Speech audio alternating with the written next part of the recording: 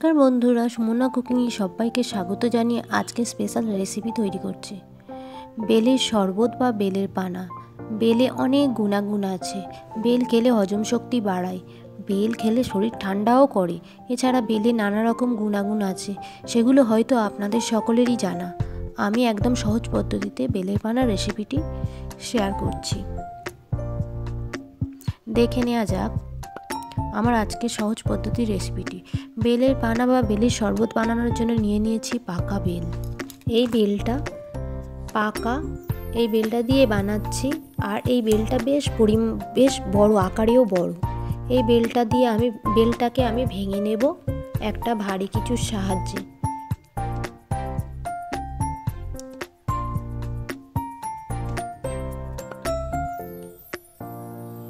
বেলটাকে ফাটিয়ে নিয়ে আমি দুই ভাগ করে নিচ্ছি।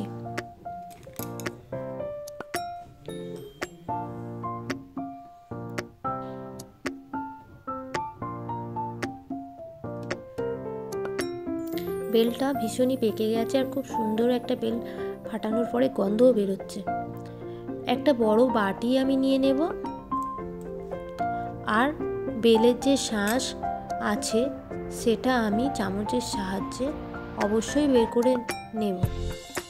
সম্পূর্ণ বেলের শাঁস আমি একদম কুড়িয়ে কুড়িয়ে বের করে নিচ্ছি। বেলের শাঁস বের করে নেওয়ার পর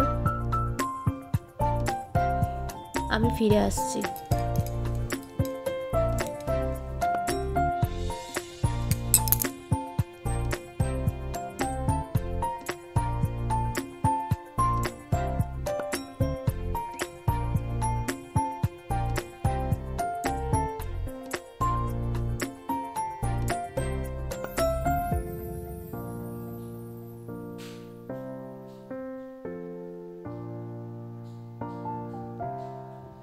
বেলের শাঁস আমি বের করে নিয়েছি। বেলের শাঁস বের করে নেওয়ার পর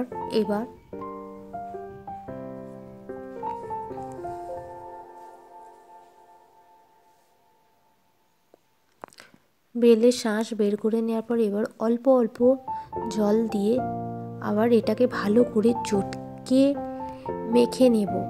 এটা কিন্তু আপনারা হাত দিয়ে করার চেষ্টা করবেন, মিক্সিতে কখনোই দেবেন না, তাহলে বেলের যে দানা আছে সেটা একদম মিশে গিয়ে তেতো হয়ে যাবে। দেখুন আমি এখানে অল্প অল্প পরিমাণে জল দিচ্ছি আর এটাকে ভালো করে চটকে নরম করে নিচ্ছি।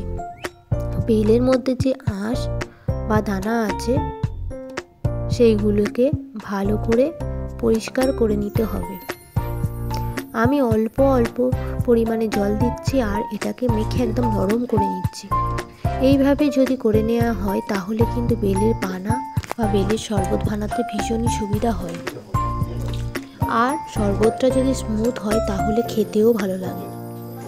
এখানে কিন্তু আমি নর্মাল জলই ব্যবহার করেছি, কোনো ঠান্ডা জল এখানে ব্যবহার করিনি। বেলটাকে নরম করে নেওয়া হয়ে গেছে। এরপর যে আঁশ বা দানা আছে সেটাকে আলাদা করে হাত দিয়ে চেপে চেপে আমি ফেলে দেব। যতটা সম্ভব আমি আঁশ আর দানা আমি চিপে চিপে ফেলে দেব।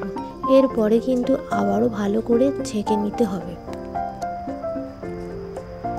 অন্য একটা বড় বাটি নিয়ে নিয়েছি, তার উপরে একটা বড় ছাঁকুনি রাখছি। আপনারা চাইলে সুতির কাপড়ও ছেঁকে নিতে পারেন। এবার অল্প পরিমাণে আমি বেলের কাতটা নিয়ে নিচ্ছি আর ছাঁকনি দিয়ে ছেঁকে নিচ্ছি। এইভাবে ছাঁকনি দিয়ে ছেঁকে নেওয়াটা কিন্তু জরুরি। যদি ঠিকমতো ছেঁকে না নেওয়া হয় তাহলে কাতের মধ্যে আঁশ বা দানা থেকে যায়। হাত দিয়ে কিন্তু খুব ভালো পরিষ্কার করা যায় না, এই ছেঁকে নিতে হবে। দেখুন বেশ অনেকটা পরিমাণে দানা বা আঁশ বের হয়েছে। এটাকে আমি ভালো করে ঘষে নিয়ে ফেলে দেব।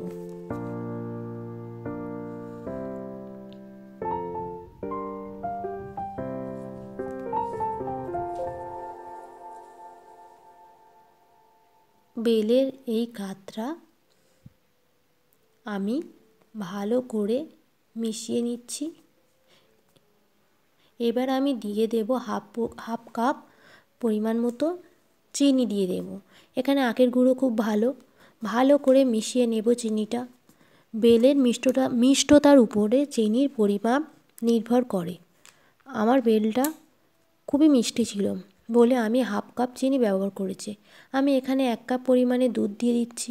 এবারে এর মধ্যে দিয়ে দেবো ঠান্ডা দুধ 1 কাপ পরিমাণে আমি দিয়ে দিয়েছি।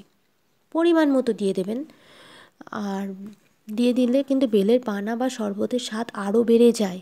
আপনারা চাইলে দুধটা নাও দিতে পারেন, দিতেও পারেন আবার নাও দিতে পারেন। আমি এখানে দিয়ে দিচ্ছি হাফ চামচ নুন দিয়ে দেব। নুন দিলে কিন্তু অম্বলের কোনো সমস্যা হয় না, তাই অবশ্যই অল্প পরিমাণে নুন দেওয়ার চেষ্টা করবেন। কোনো মিষ্টি খাবারে যদি নুন ব্যবহার করেন তাহলে মিষ্টির মাত্রা বেড়ে যায়। ভালো করে মিশিয়ে নিচ্ছি। তৈরি হয়ে গেল বেলের পানা বা শরবত। এবার ঠান্ডা বেলের পানা আমি পরিবেশন করব। তো আমার ভিডিওটি ভালো লাগলে অবশ্যই একটা লাইক করবেন আর কমেন্ট করে জানাবেন আমার ভিডিওটা কেমন লাগছে, আর আমার চ্যানেলটিকে সাবস্ক্রাইব করবেন। আর নতুন ভিডিও দেখতে অবশ্যই আমার কমেন্ট করে জানাতে ভুলবেন না। তো আমি একদম পরিবেশনের জন্য রেডি করে নিয়েছি।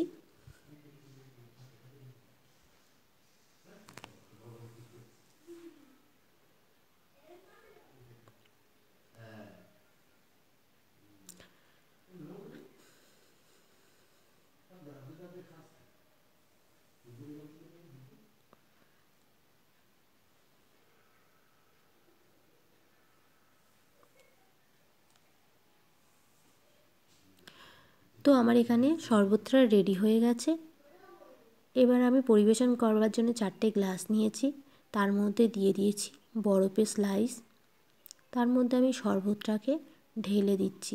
আপনারা চাইলে বরফটা নাও দিতে পারেন, তবে আমি ঠান্ডার জন্য বরফটা দিয়েছি।